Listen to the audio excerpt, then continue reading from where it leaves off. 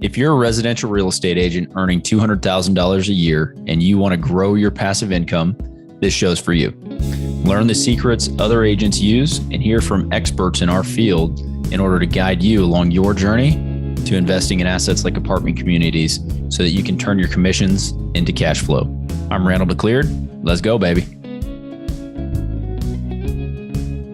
All right. Hey, yo, welcome back.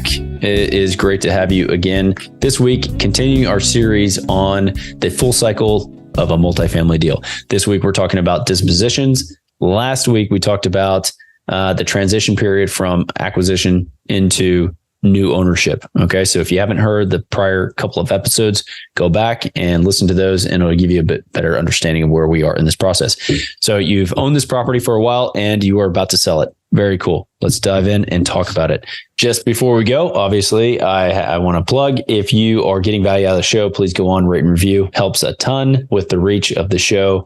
We are in the top 3% worldwide as of this recording, which is very cool. And we're striving to get even better than that. And you can help us do that. So please go on, rate and review. That would help us out a ton. If you want to watch the episodes, we do some educational like webinars and that sort of thing that we're going to be putting up on the YouTube channel. So if you want to follow us on YouTube, it's at Agents Building Cash Flow on YouTube. And we're also doing a bunch of stuff on Instagram. Instagram, it's Randall McLeod. Boom, you'll find me right there. And let's jump in and talk about selling a property. Here we go. All right, here we go. Disposition. So the first thing that you really want to be doing when you're getting close to a sale, and this could be 6 months to even a year out, you are going to want to start talking to brokers and shopping it and getting an idea of what they think they can take it to market at. Right. And so that's just early in the process. That will inform your new underwrite, because throughout this process of owning this property for the last 3 to 5 years, hopefully you've been doing an annual underwrite so that you can understand the value of the property on the day that you do that underwrite in any given year. It just helps you keep an informed, I guess, decision-making process around, should you refinance the property? Should you keep managing it the way you are? Do you need to do anything else in order to increase the NOI? Or have you done everything that you need to do? And now it's just a matter of managing it through the sale. So the broker is a great place to start when you are considering selling. They'll give you some pricing guidance. They'll tell you what they think the market will bear right now. And then that'll obviously, like I said, just give you some starting point and go from there. A lot of times, this is recently, some of these properties will sell without ever actually going on the market. So take that into account. If you are trying to maintain some sort of anonymity on the sale price, maybe you represent some high net worth individuals and it's just you and them that are on this deal and they don't want anyone knowing what they sold something for, then that may be the way that you take it. And working with an experienced broker with a lot of buyers on their list, that's a really easy way to do something like that. Obviously, working with a great broker and then they put it out on, Crexie or LoopNet, CoStar, any of these property listing websites, that's just going to attract the highest number of buyers that you possibly can get. All right. So assume that you have hired a broker. They've listed it. They've got it out there. Some of the things that you need to start considering and relaying to your team, it's going to be based on the finances, right? You can start to calculate a net sheet, right? What the net after all expenses paid should look like. It's going to be a rough number at this stage, but it'll give you an idea of the things that you have to do. You also need to talk to your lender and let them know, hey, look, we're looking to exit this thing. If you had a prepayment penalty, what is our prepayment penalty going to be if we close in a year from now, or in 6 months from now, or 90 days from now, right? You need to factor that in, because there's certain types of loans that have pretty high prepayment penalties if you signed up for those when you went into the purchase. We don't really cover that on that episode, but just know your prepayment penalty is key when you're going through the disposition. Where are you? Some of them have step down. So it's like 5, 5, 4, 4, 3, 3, 2, 1. That means in the first 2 years, it's 5%. Second 2 years is 4%. Third 2 years is 3%. So just depending on that prepayment, that's something that you need to take into account when you're going to sell the property. All right. Another thing that you need to take into account is depreciation recapture. And let's cover that. So we tout on here depreciation benefits of multifamily ownership, and there are a lot.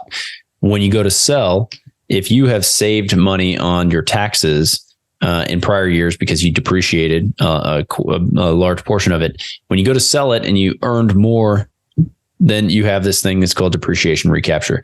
And so the government's going to take a little bit of that depreciation back and talk to a CPA, figure out what that looks like for you. But that's just one thing to take into account whenever you are selling one of these properties. Now, when you are selling one of these, you hired a broker to give you a broker price of opinion. Typically, when you're selling these, the buyer's broker is going to come in and they're going to charge their own fee to their buyer. So if there's another broker involved, they're going to get paid on a separate agreement. So it's whatever you've agreed to pay your listing broker to list that property. Then you have other closing costs associated with the deal. Like I said, you may have a prepayment penalty. You may have some other things that you need to take care of. And then you are going to pay back your investors, right? So whatever your waterfall structure looks like, again, we go into deal structure in other episodes. I'm not going to cover that here, but take all those things into account. And then you can start to work out if it sold in 6 months at that price, then we had these fees. This is essentially what our investors would make. Then you can go to your investors and say, hey guys, we're thinking about selling. This is what it would look like. Right. Great conversation to have. And it starts to help you understand. There's some other considerations. If you bought it yourself and you're looking at 1031 that to defer the tax on the gain, then this is the time that you would start looking at that. Maybe start looking around in the market to see what other assets you could buy and roll that money into. If you did a syndication on the deal and you didn't structure the purchase properly, then you can't 1031 that money out into another deal without it getting complicated and maybe doing a drop and swap and that sort of thing. But we're not covering that in this episode. So those are just some considerations to take into account. If you did go into the purchase knowing that you're going to 1031 going out, then this would be the time to start thinking about replacement assets, right? So you've made the decision. It makes sense. You're going to sell this property.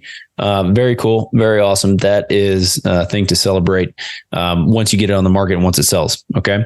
So you get on the market, you're going to be fielding offers. You're working with your broker to determine who has the highest and best. You're maybe having buyer calls where you are actually getting them on the phone and talking to them and figuring out if they have the chutzpah to actually get the deal done. Chutzpah? I don't know. That's a term. Yeah, chutzpah to get the deal done. And then once you make a decision and you guys go through, then you sign, again, you're getting an LOI from them. So you're going to do the PSA, just the reverse of what you did. Have your attorneys get involved. You guys sign that, go to the title company, and you guys get this thing to the closing table and you close the deal. You get your money. Fantastic. Congratulations. Happy day.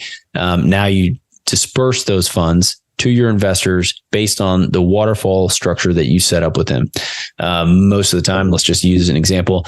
If you had a 7% preferred return, the 70-30 split on the back end, that means that if your investors throughout the hold of that deal didn't earn all of that 7% preferred return, you need to catch up that preferred return with them so that they get paid and made whole in their pref.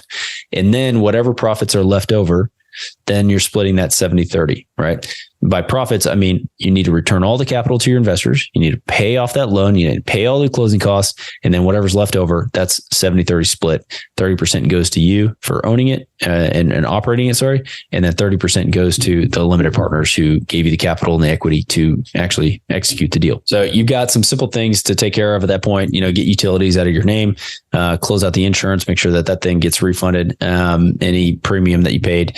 All that stuff needs to be calculated before you can actually do the waterfall so that you know the entire profit on the deal and you can pay out everybody the whole deal. And at that point, it is making sure that you either reserve the capital in order to file the taxes and that sort of thing, and then close out the LLC so that everything's done and exit, and you give everybody their K1s, their final K1s, so that you guys can move on down the road and find another deal. Awesome. That is the end of this episode. So thanks for following it through to the end. I hope you got a lot out of this on the full cycle on a deal. We may do one more episode and need to go back and check and see if we have that in the lineup. But if not, it's been a great series talking about what it looks like to take an apartment full cycle on a deal. Have a great week and we will catch up soon. Did you know that 80% of the agents we speak with got into real estate in order to gain passive income so they could obtain financial freedom and become work optional? If you want to stay up to date, the best way is to make sure you're subscribed. So if you haven't done that, go ahead and do it now. We'll catch you on the next episode.